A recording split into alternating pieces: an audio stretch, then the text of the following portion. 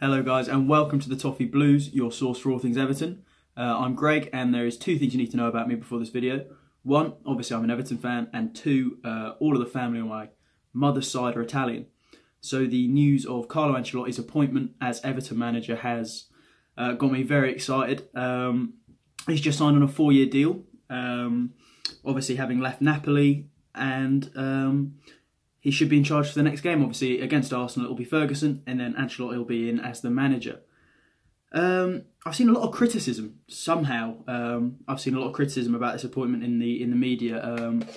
One of the main things I've heard is that, firstly, he's not what Everton needs. Apparently, we needed someone to come in and fix an identity, because apparently Ancelotti, all he can do is come in and make good teams better, which I think does Ancelotti an injustice. Obviously, I've read a bit about his career before he was at the big clubs, you know, his formative years in Italy, managing in the lower leagues. And, you know, you don't just get to being a top-class manager who makes good teams better without having to go through the groundwork first. You know, maybe he's separated from that now, but, you know, if it's Carlo Ancelotti. You don't not take the chance if you get a shot at appointing Carlo Ancelotti.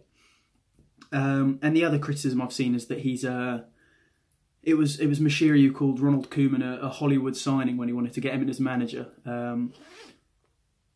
And they're saying that Ancelotti is another sort of Hollywood manager in this situation, but I think they're incomparable, to be honest with you. Ronald Koeman and Carlo Ancelotti. It's 3 times Champions League winner Carlo Ancelotti and the manager we took from Southampton Football Club, Ronald Koeman.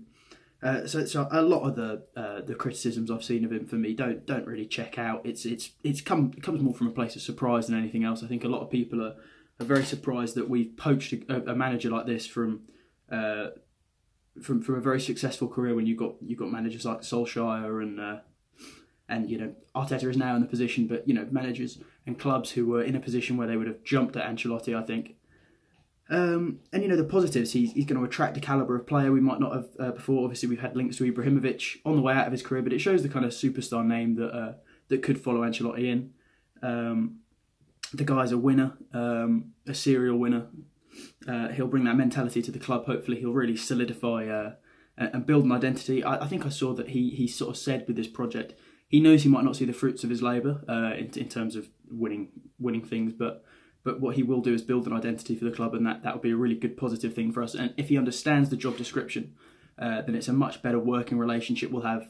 If he's been promised silverware, I think this could break down quite quickly. But if he knows that it's a job of rebuilding, and he's up for that, then fantastic. I think we've got a good basis for a relationship between fans and the manager.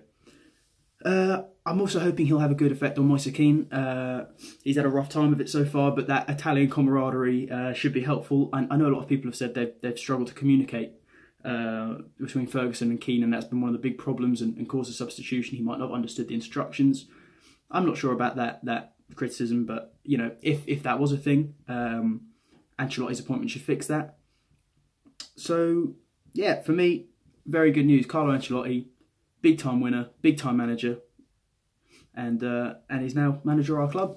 So good news from me, and let's see where it goes. Cheers, guys.